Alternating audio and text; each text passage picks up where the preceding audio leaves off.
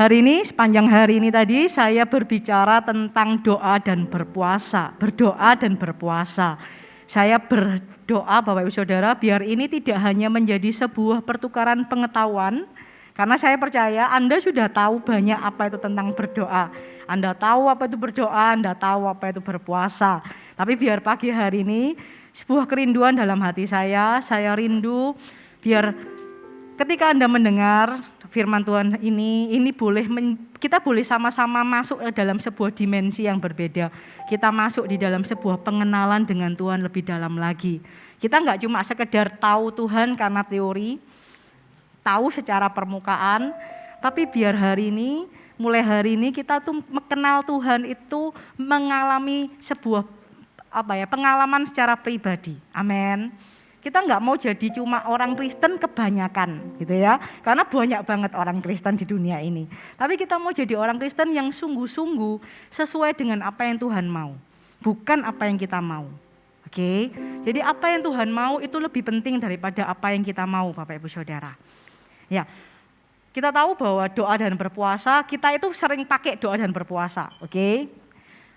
Ini adalah salah satu sarana setiap kita itu untuk bisa membangun hubungan dengan Tuhan, membangun komunikasi juga dengan Tuhan, gitu ya.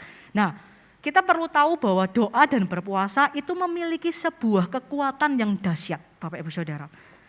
Berdoa saja itu sudah dahsyat, gitu ya.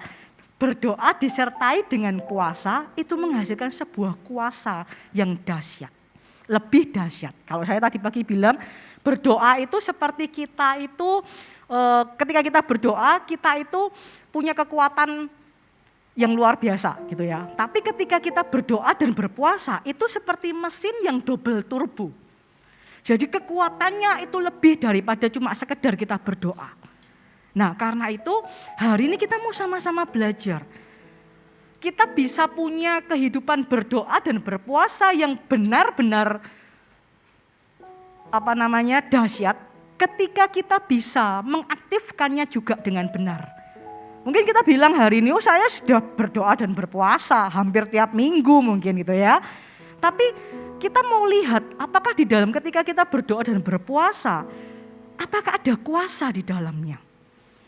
Kita enggak mau cuma sekedar doa dan berpuasa aja Bapak Ibu Saudara. Kita mau bahwa kita hari ini harus tahu bahwa ketika kita melakukan dua hal ini membawa sebuah kekuatan yang enggak tanggung-tanggung. Kalau kita sudah bisa mengaktifkan dua hal ini, apa sih yang kita takutkan? Tidak ada. Apa yang kita khawatirkan? Enggak ada Bapak Ibu Saudara. Nah kita hari ini mau sama-sama belajar pagi hari ini. Untuk kita bisa tahu bagaimana sih kita bisa mengaktifkan doa dan berpuasa dengan benar-benar bekerja dengan maksimal dalam kehidupan Anda dan saya. Kita mau buka sama-sama yuk di dalam Matius 6 ayat yang ke-5 sampai yang ke-7. Matius 6 ayat yang ke-5 sampai yang ke-7 dan dilanjutkan ayat yang ke-16 sampai ke-18. Oke. Saya bacakan buat saudara Bapak Ibu Saudara. Hal berdoa. Dan apabila kamu berdoa, janganlah berdoa seperti orang munafik. Mereka suka mengucapkan doanya dengan berdiri dalam rumah-rumah ibadat dan pada tikungan-tikungan jalan raya. Supaya mereka dilihat orang. Aku berkata kepadamu, sesungguhnya mereka sudah mendapatkan upahnya. Tetapi jika engkau berdoa, masuklah ke dalam kamarmu, tutuplah pintu dan berdoalah kepada Bapamu yang ada di tempat tersembunyi. Maka Bapamu yang melihat yang tersembunyi akan membalasnya kepadamu. Lagi pula dalam doamu itu janganlah kamu bertele-tele seperti kebiasaan orang yang tidak mengenal Allah. Mereka menyangka bahwa karena banyaknya kata-kata doanya akan dikabulkan. Kita lanjut ke ayat yang ke-16 sampai 18. Perikopnya adalah hal berpuasa. Dan apabila kamu berpuasa, janganlah muram mukamu seperti orang munafik. Mereka mengubah air mukanya supaya orang melihat bahwa mereka sedang berpuasa. Aku berkata kepadamu, sesungguhnya mereka sudah mendapat upahnya. Tetapi apabila engkau berpuasa, minyakilah kepalamu dan cucilah mukamu, supaya jangan dilihat oleh orang bahwa engkau sedang berpuasa, melainkan hanya oleh Bapamu yang ada di tempat tersembunyi. Maka Bapamu yang melihat yang tersembunyi akan membalasnya kepadamu. Amin Bapak Ibu Saudara. Dari dua hal ini, Tuhan itu mau kita itu menjadikan dua hal ini adalah gaya hidup buat setiap hidup kita. Kita perlu melakukan sebuah disiplin rohani, karena itulah kita perlu melakukan doa dan berpuasa. Mungkin Anda bertanya, tapi kan tidak diwajibkan kalau kita itu harus berdoa dan berpuasa. Ya, ketika kita terima Yesus dalam kehidupan kita, Tuhan tidak bilang kalau engkau terima aku sebagai Tuhan dalam hidupmu, engkau harus berdoa dan engkau harus berpuasa. Enggak ada, bukan di ayatnya seperti itu. Tapi kalau hari ini kita bilang kita ini umat Allah, kalau hari ini kita bilang kita ini orang Kristen, saya percaya bahwa kita itu pasti akan berdoa dan berpuasa. Contoh, burung itu diciptakan, diwajibkan enggak untuk terbang? Wajib enggak Bapak Ibu Saudara, burung itu terbang? Enggak. Dia punya kaki kok, dia bisa jalan, betul? Dia tidak diwajibkan buat terbang. Tapi karena dia diciptakan sebagai seekor burung, dia punya sayap, karena itulah dia pasti akan terbang. Sama juga dengan kita. Hari ini kalau kita bilang aku ini orang Kristen, aku ini umat Tuhan, umat pilihan Tuhan, gitu kan? Otomatis gitu. Kalau saya boleh ganti kata itu ya, otomatis kita itu pasti akan berdoa dan berpuasa. Kita enggak bisa jauh dari dua hal ini Bapak Ibu Saudara. Kita enggak cukup cuma berdoa. Kalau nanti Anda baca gitu ya di Matius 17 ayat 14 sampai 21 itu cerita tentang murid-murid Tuhan Yesus itu tidak bisa menyembuhkan orang sakit anak, sakit ayan. Nah, kuncinya ada di ayat yang ke-21. Dikatakan bahwa jenis ini tidak bisa diusir. Tidak bisa diusir kecuali dengan berdoa dan berpuasa. Itu berarti ada hal-hal di dalam kehidupan Anda dan saya yang tidak cukup hanya berdoa. Kita butuh puasa. Ketika kita berpuasa, kita itu sedang melakukan sebuah terobosan dengan sengaja. Gitu ya. Puasa itu sebagai bentuk bahasa tubuh kita itu sungguh-sungguh dengan Tuhan. Jadi kalau kita bilang, aku tuh sungguh-sungguh loh sama Tuhan, aku tuh mau komitmen benar-benar gitu ya, aku mau cari Tuhan gitu. Salah satu caranya adalah dengan kita itu berpuasa. Karena apa? Karena ketika kita berpuasa, kita itu sedang meletakkan semuanya. Kita berusaha untuk kita itu memfokuskan diri kita. Berdoa dan cari wajahnya. Amin Bapak Ibu Saudara. Ada 4 hal yang harus kita perhatikan siang hari ini. Bagaimana kita bisa mengaktifkan doa dan berpuasa yang kita lakukan itu menjadi double turbo. 4 hal itu yang pertama adalah kita baca di ayat yang kelima gitu ya. Dikatakan seperti ini. Dan apabila kamu berdoa, janganlah berdoa seperti orang munafik. Mereka suka mengucapkan doanya dengan berdiri dalam rumah-rumah ibadat dan pada tikungan-tikungan jalan raya. Supaya mereka dilihat orang. Aku berkata kepadamu, sesungguhnya mereka sudah mendapat upahnya. Ayat yang kelima ini berbicara tentang apa Bapak Ibu Saudara? Berbicara tentang motivasi hati kita. Berapa banyak Anda dan saya juga gitu ya. Ketika kita datang kepada Tuhan, kita ini bawa agenda pribadi kita. Berapa sering kita datang kepada Tuhan, begitu kita duduk, kita berdoa gitu ya. Kita bilang Tuhan aku tuh butuh ini loh, aku butuh A, aku butuh B, aku pengen A, aku pengen B gitu ya. Tuhan kok doaku gak dijawab sih gitu ya. Tuhan kok sakitku gak disembuhin sih gitu kan. Kita datang itu sudah sodorkan agenda kita. Kita datang cuma dengan keluhan, pergumulan itu. Kalau Anda tanya salah ya share berarti? Enggak salah. Tapi Anda harus tahu kaidah dari berdoa. Berdoa itu komunikasi Bapak Ibu Saudara. Namanya komunikasi itu berarti 2 arah. Kalau hari ini kita datang cuma dengan Tuhan aku butuh A, B, C, D, aku perlu ini, aku perlu itu. Kemudian sudah thank you ya Tuhan, amin gitu kan. Komunikasinya enggak ada. Ya ada komunikasi 1 arah. Padahal doa itu 2 arah. Lebih daripada Tuhan itu mau mendengar keluhan kita. Tuhan mau enggak sih dengar keluhan Anda dan saya? Mau banget gitu ya. Kan dikatakan bahwa mintalah maka kau akan mendapat. Ketuklah pintu akan dibukakan. Jelas Tuhan bilang cerita, minta gitu kan. Tapi kalau kita itu setiap kali datang hanya minta, apa bedanya Tuhan dengan mesin ATM kita? Hari ini kita harus belajar Bapak Ibu Saudara, kita mau sama-sama belajar. Motivasi hati kita ketika kita datang sama Tuhan itu apa? Tuhan tuh mau kita itu membangun hubungan dua arah. Tuhan tuh juga rindu loh berbicara dalam kehidupan Anda dan saya. Dia rindu menceritakan rahasia-rahasianya. Siapa yang gak mau rahasia yang kita gak tahu? Tuhan itu mau ceritakan. Tuhan itu rindu untuk ngobrol dengan Anda dan saya.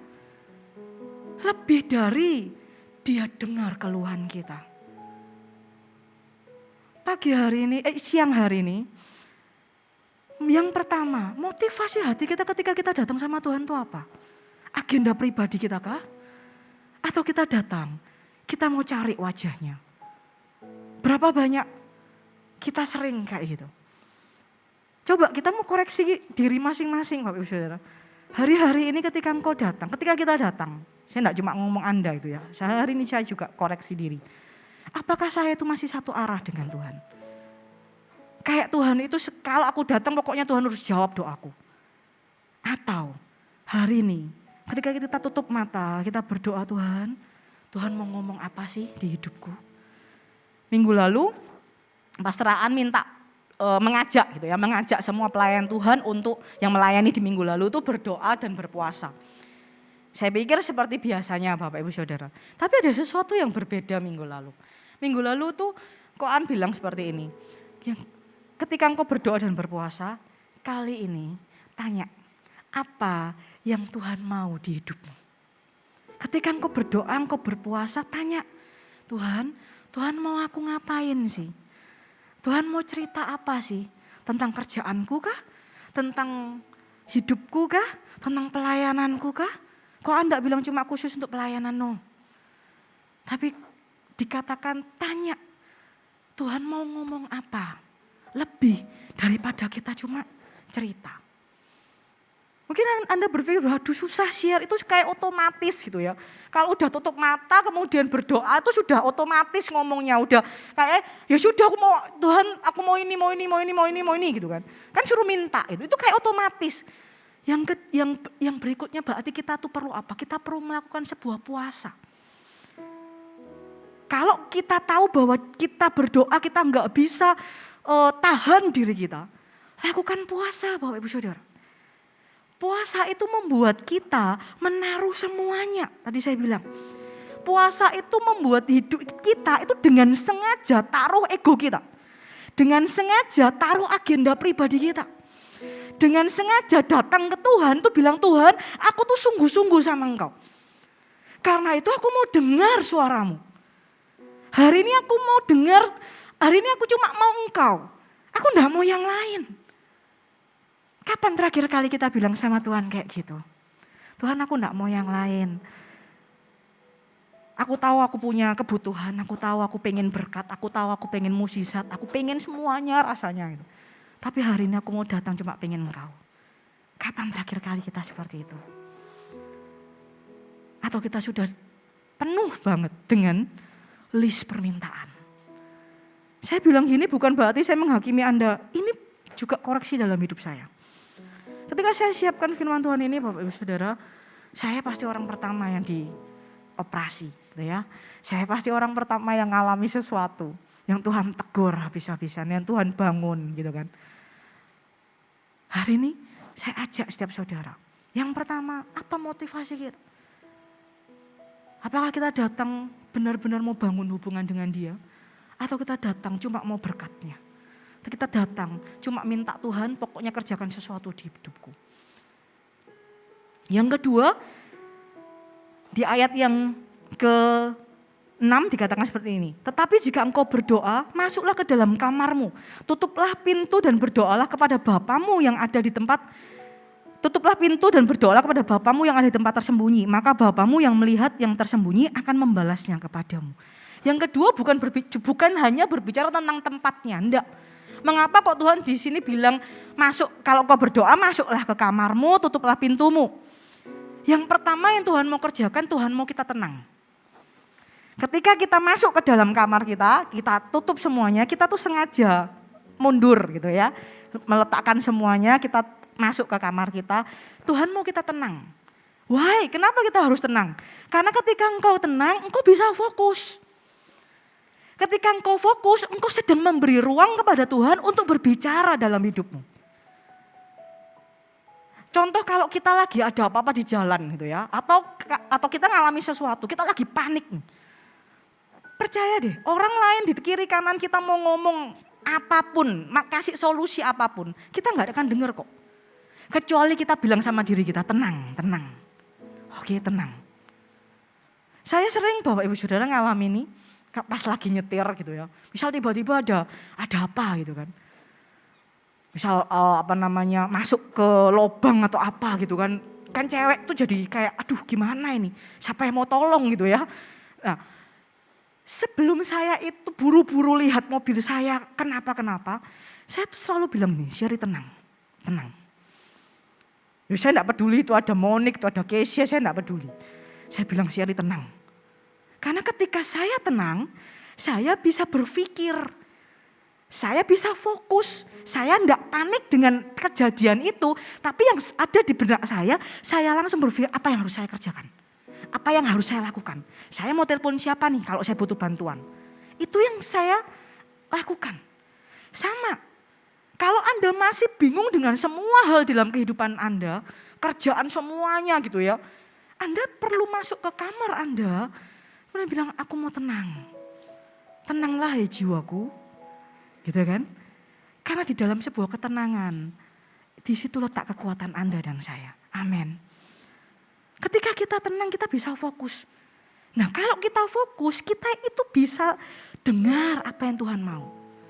Kalau kita sudah bingung dengan apa yang kita mau, kita gak bisa dengar kok. Percaya itu. Contoh misal nih ya, kita lakukan kesalahan kemudian mama kita tuh marah-marah gitu. Kita nggak denger gitu loh. Mau ngapain itu kita nggak bisa karena kita udah dimarahin gitu. Nggak bisa ada solusi, di pikiran kita tuh sudah kayak blank gitu loh. Sama. Hari ini Tuhan minta masuk kamar, tutup pintumu untuk engkau tinggal tenang. Saya tahu di hari-hari ini Bapak Ibu Saudara sulit sekali untuk kita bisa fokus, tenang dan fokus. Karena itu kita perlu berpuasa. Berpuasa itu berarti kita sedang tarik diri kita. Kita set waktu kita atur waktu kita. Untuk apa? Untuk kita itu punya waktu lebih dengan Tuhan.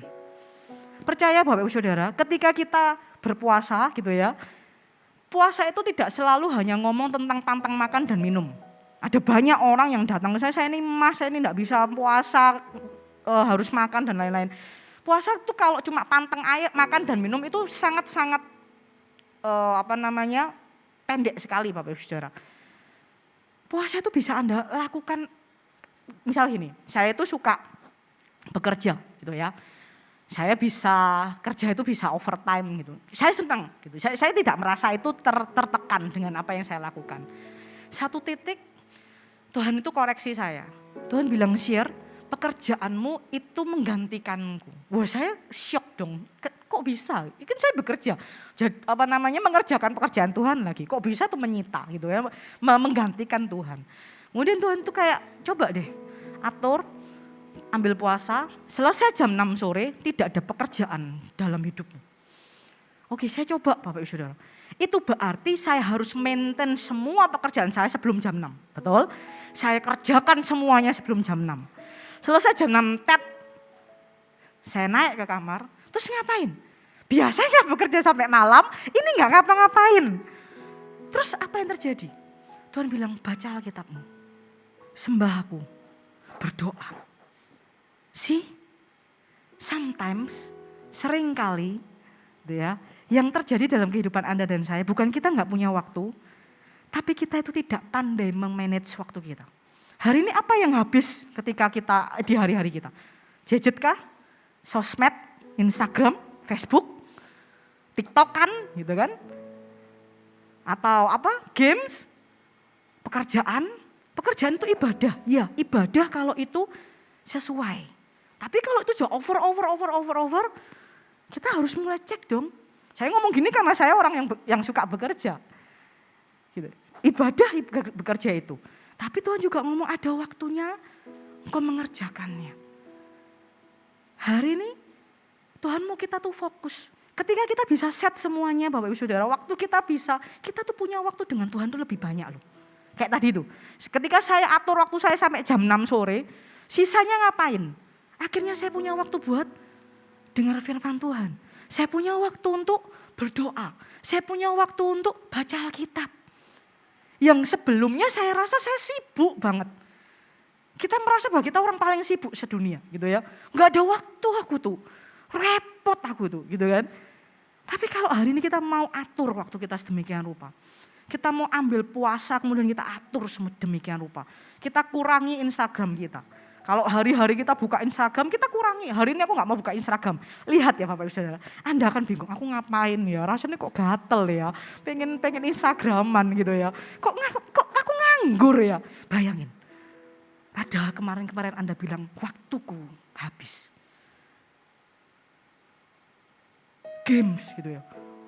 Doa tuh udah, waktunya war ini. Waktunya aku harus, mana ini janjian sama teman-teman nih gitu ya. Ayo Bapak Ibu Saudara. Puasa itu berarti kita berani meletakkan kesukaan kita. Digantikan dengan kesukaannya Tuhan. Itu yang kedua, fokus. Yang ketiga adalah hati yang mengenal Dia. Dikatakan di ayat yang ke-7 gini, lagi pula dalam doamu itu janganlah kamu bertele-tele seperti kebiasaan orang yang tidak mengenal Allah. Mereka menyangka bahwa karena banyaknya kata-kata doanya dikabulkan. Yang ketiga, hati yang mengenal Dia. Mengapa sih kok kita tuh perlu kenal Tuhan? Gitu ya. Karena di dalam pengenalan ada rasa aman dan percaya. Katakan aman dan percaya. Kalau kita ini kenal siapa Tuhan kita itu aman sama Dia, kita tuh percaya sama Dia.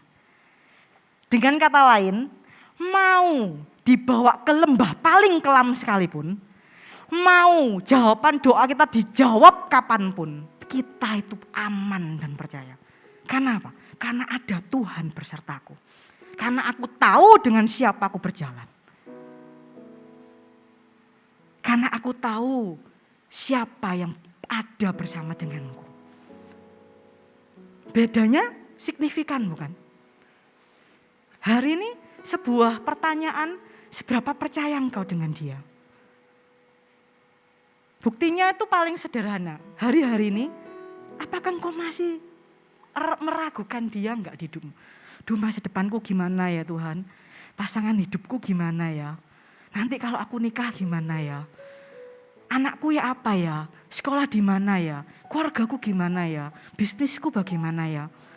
Boleh enggak sih seperti itu? Boleh, wajar. Tapi kalau itu sudah masuk ke dalam hati kita, mengambil semuanya, mengambil porsi terbesar di hidup kita, ada yang salah di hidup kita. Memikirkannya pasti ada kok. Tapi sekali lagi, dengan siapa engkau berjalan, seberapa engkau kenal dengan Tuhanmu, seaman dan setenang itu loh engkau. Amin Bapak Ibu Saudara. Contoh gini ya, kalau kita itu kenal dengan seseorang, kita itu pasti ngomongnya blak-blakan, betul? Bergurunya itu sudah, kalau bahasa Jawa itu jambal itu udah lewat batas gitu ya. Sudah kayak, wah sudahlah gak apa-apa sama orang ini aja. Kalau kita kenal, kita bisa ngomong tuh to the point, gak ada remnya gitu ya. Terus semuanya enak gitulah. Tapi kalau kita gak kenal, kita hati-hati bukan kalau ngomong. Kita jadi, nanti kalau aku ngomong gitu tersinggung gak ya? Nanti tiba-tiba tersinggung gitu kan. Saya pernah sharing di salah satu CG, saya bilang saya ini hanya tanya kabar gitu ya, kepada salah satu jemaat gitu kan. Ini jadi omongan satu CG. Kok tumben Cesiar tanya? Loh saya sampai bingung, kenapa saya salah? Saya itu cuma tanya bagaimana kabarmu gitu kan. Bagaimana kabar teman-teman, karena saya sudah bukan lagi gembala gitu kan gitu. Ternyata itu salah paham. Dipikir saya itu memata-matai atau melakukan sesuatu. Jadi salah paham. Orang itu gak kenal saya Bapak Ibu Saudara. Dia gak tahu saya. Itulah mengapa dia bisa melakukan hal itu kepada saya. Tapi kalau orang itu kenal ke saya, ya mereka fine-fine aja gitu. Oh iya aja ya gak apa-apa, kabarku baik gitu. Itu loh bedanya Bapak Ibu Saudara. Hari ini kita mau belajar untuk kita mengaktifkan doa dan berpuasa yang powerful. Seberapa kenal kita dengan dia. Karena kalau kita kenal dia, kita tuh aman dan percaya sama dia. Amin Bapak Ibu Saudara. Hari ini kita mau tanya ya di hidup kita masing-masing. Tandanya tesnya gampang kok. Seberapa khawatir engkau dalam hidupmu? Apakah kalau hari ini engkau datang berdoa dan berpuasa, engkau merasa bahwa Tuhan tuh bakal jawab enggak ya doaku? Tuhan bakal lakuin sesuatu enggak ya? Jadi doa tuh dan puasa tuh jadi kayak ya sudah dijawab ya enggak apa-apa, enggak dijawab ya enggak apa-apa. Atau kita percaya ketika kita berdoa dan berpuasa ada mukjizat, ada kuasa di dalamnya. Amin Bapak Ibu Saudara. Itu yang ketiga, yang keempat, yang terakhir. Apa yang kita perlu aktifkan? Hati yang percaya, hati yang benar. Hati yang benar. Dikatakan di ayat yang ke-14 seperti ini. Karena jikalau kamu mengampuni kesalahan orang, Bapamu yang di sorga akan mengampuni kamu juga. Hati yang benar. Mengapa kita tuh perlu punya hati yang benar? Karena ketika hati kita benar, kita tuh punya otoritas. Kalau kita punya otoritas, kita berarti punya kuasa. Adam ketika dia jatuh ke dalam dosa, dia takut dan dia bersembunyi. Betul? Ketika dia dengar suara langkah kaki Tuhan, dia takut. Padahal biasanya dia ngobrol dan dia bersekutu dengan Tuhan. Jalan barengan gitu kan di Taman Eden. Tapi ketika manusia jatuh dalam dosa, dia hidup di dalam dosa. Hal pertama yang berubah, dia kehilangan otoritas ilahi di hidupnya. Dan begitu dia kehilangan otoritas itu, maka kuasanya juga enggak ada. Pernah dengar ayat, apa yang aku ikat di bumi akan terikat di sorga. Apa yang aku lepas di bumi akan terlepas di sorga. Kalau kita hidup dalam dosa, kita enggak akan pernah bisa seperti ini. Enggak heran kalau Anda ada bertubi-tubi di dalam masalah demi masalah. Enggak heran kalau misal Anda berdoa tidak terjadi sesuatu. Bapak Ibu Saudara, di Matius 10 itu ya. Di Matius 10 ayat yang pertama, itu kan saya bacakan. Yesus memanggil ke-12 muridnya dan memberi kuasa kepada mereka untuk mengusir roh-roh jahat dan untuk melenyapkan segala penyakit dan segala kelemahan. Kuasa itu sudah diberikan, otoritas itu sudah diberikan. Tapi apa yang membedakan Yesus dengan muridnya? Karena puasa. Sama hari ini. Hari ini seharusnya kita nggak harus cari pendoa gitu ya, nggak harus cari full timer, nggak harus cari koaan atau leader untuk doain kita kalau kita sakit atau kita ngerasa bahwa ada sesuatu yang nggak beres di hidupku, kayaknya ada kuasa roh jahat gitu ya, misal gitu. Kita nggak perlu lakukan doa pelepasan dan minta orang lain lakukan itu di hidup kita. Kita tuh punya kuasa. Kita bisa ngomong ke diri kita, kalau kita sakit, aku perkatakan setiap sakit penyakit dalam tubuhku, aku perkatakan sembuh dalam nama Yesus. Kuasanya sama Bapak Ibu Saudara. Hari ini kita perlu tahu, kita itu punya kuasa yang sedemikian hebat. Masalahnya, kita itu hari ini punya hati yang benar enggak? Hidup kita ini loh, sudah benar apa enggak? Amin Bapak Ibu Saudara. Hari ini kita belajar 4 hal dalam kehidupan Anda dan saya. Ketika saya mempersiapkan ini, buat saya pribadi ini bukan tema yang mudah. Biasanya ini sendiri-sendiri. Hal berdoa sendiri, hal berpuasa sendiri. Tapi ini diberikan 2. Saya bertanya-tanya kenapa enggak salah satu gitu ya. Dibuat 2 minggu berturut-turut gitu kan. Tapi ketika saya siapkan ini, Tuhan tuh kayak bilang, Siar, aku siapkan banyak buat jemaatku. Aku enggak mau cuma kasih yang biasa, tapi aku mau kasih yang luar biasa. Sama, kayak Tuhan itu kasih otoritas kepada murid-muridnya, pergi. Karena aku taruh kuasa dalam hidupmu. Itu sama loh sama Yesus. Jadi kalau mau ngomong apakah murid Tuhan Yesus itu sama kayak Yesus kuasanya? Sama. Tapi kenapa Siar kok beda di ayat di pasal yang ke-17 kok enggak bisa sembuhin? Bedanya Tuhan Yesus berpuasa, murid-muridnya enggak. Betul? Ada area-area di hidup Anda dan saya. Kita perlu lakukan sesuatu lebih. Tidak cukup hanya berdoa. Bapak Ibu Saudara, 4 hal ini kalau kita mau tarik benang merahnya gitu ya. Satu kesatuan, satu retetan gitu kan. Panjang dan lebar itu tadi saya siapkan. Intinya cuma satu. Kita itu kenal siapa Dia. Kita itu punya hubungan dengan Tuhan. Tuhan itu pribadi yang menginginkan kita itu dekat dengan Dia. Bayangin Tuhan loh yang pengen. Hari ini kita pengen enggak sih kita tuh dekat dengan Tuhan? Atau kita tuh sudah sibuk dengan hidup kita? Sampai kita tuh lupa, aku punya Tuhan ya. Ya ada Tuhan sih. Tapi karena kita terlalu sibuk, terlalu repot. Sampai kita lupa, kita punya pribadi yang menginginkan untuk kita tuh datang di hadapannya. Doa dan berpuasa enggak buat kita jadi kayak punya remote control untuk ngendaliin Tuhan loh Bapak Ibu Saudara. No. Doa dan berpuasa itu seharusnya membuat kita menjadi pribadi yang semakin kenal Dia. Bukan mengendalikan Tuhan. Mungkin ada bilang, tapi ketika aku dulu berdoa dan berpuasa, aku ngalami mukjizat kok. Aku ngalami jawaban doa kok gitu kan. Bapak Ibu Saudara, kenapa kok itu bisa terjadi? Itu bonus. Why? Karena ketika Anda melakukan 4 hal ini tadi, Anda bisa melihat level kerohanian Anda, level pengenalan Anda dengan Tuhan itu meningkat. Bukankah kalau kita punya Yesus itu cukup bagi kita? Kalau kita punya pemberi hidup, kalau kita sudah punya yang empunya semuanya, apa sih yang kita takutkan? Takut masa depan? Masa depan kita loh di tangannya. Takut dengan pekerjaan kita? Dia Allah yang punya banyak bisnis. Apa yang kita takutkan?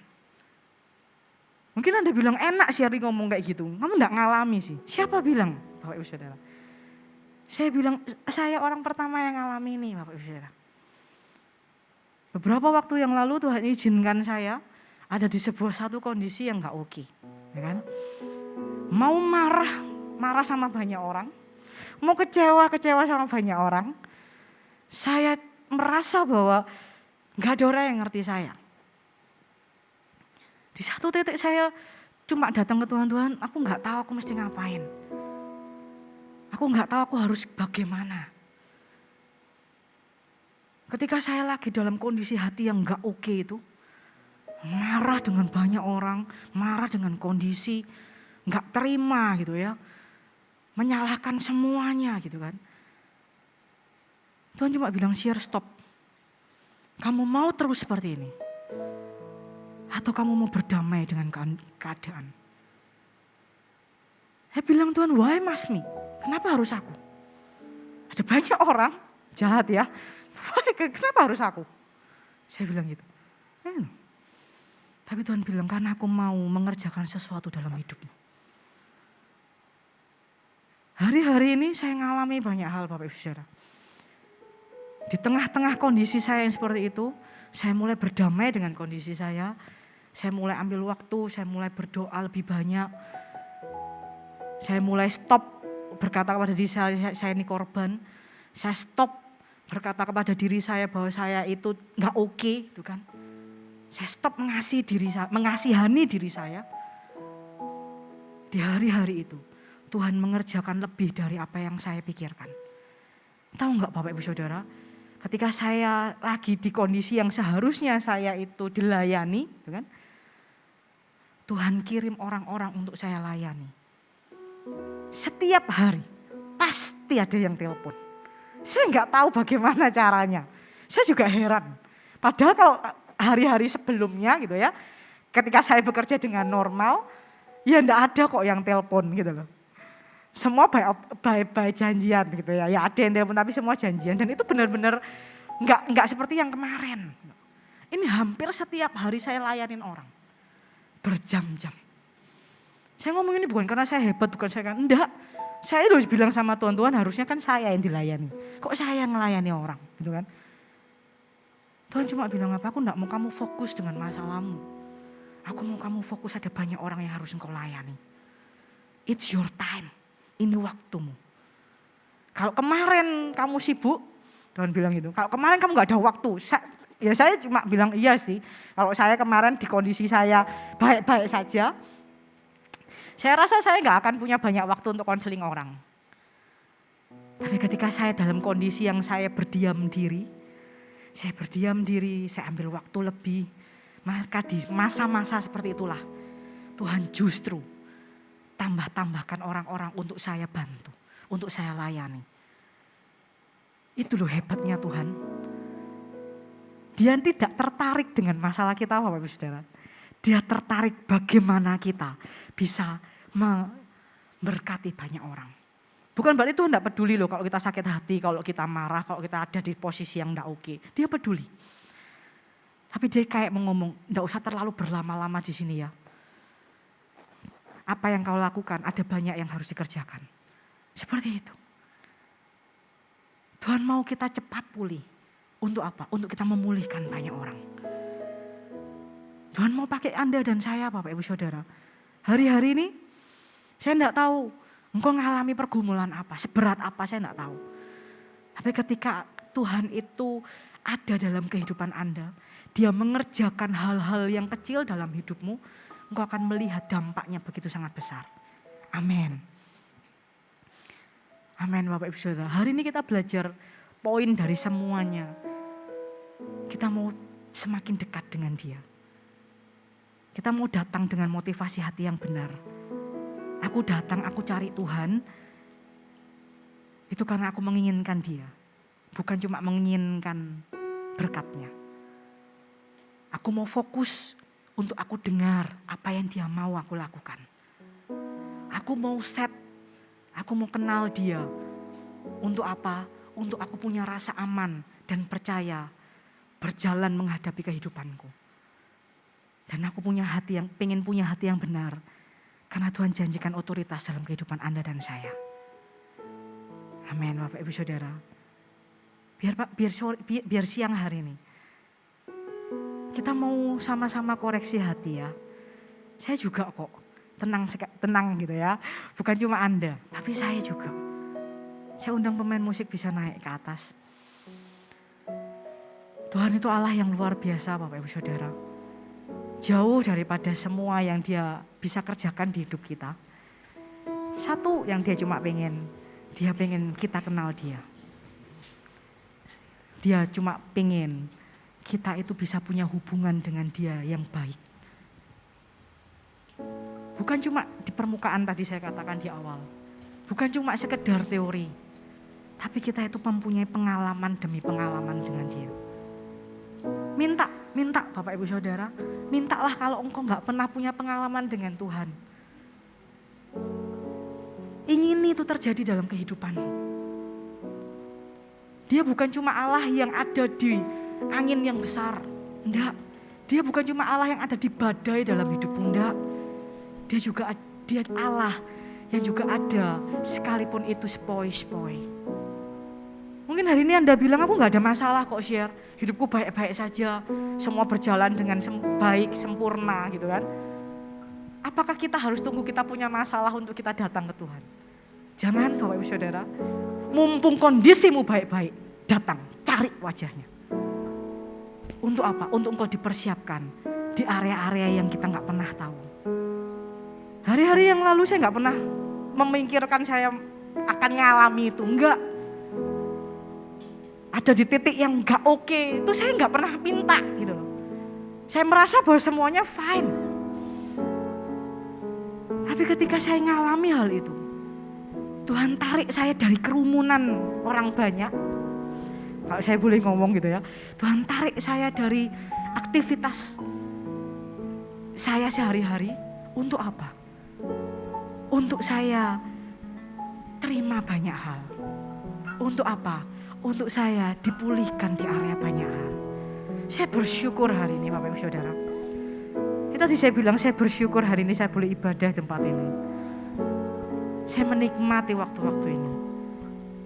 Karena kalau saya lihat beberapa waktu yang lalu, saya rasa saya tidak sanggup.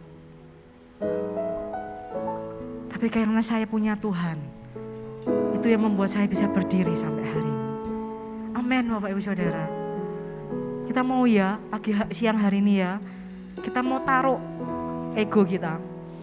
Saya tahu setiap Anda datang punya masalah. Tidak ada orang yang gak punya masalah, saya juga gitu ya. Tapi biar siang ini kita mau taruh, dengan sengaja kita mau, Tuhan aku mau taruh masalahku. Aku mau taruh agenda pribadiku. Biar hari ini, siang ini, aku cuma mau menikmati Engkau. Aku cuma pengen cari wajah-Mu. Pengen menikmati hadirat yang mungkin aku sudah terakhir kali kapan ya aku ngalami Engkau. Kapan ya terakhir kali aku bisa menikmati hadirat yang manis dengan Tuhan. Mau ya Bapak Ibu Saudara, kita mau pakai waktu-waktu ke depan. Jangan bingung dengan yang lain, just datang antara engkau dengan Tuhan.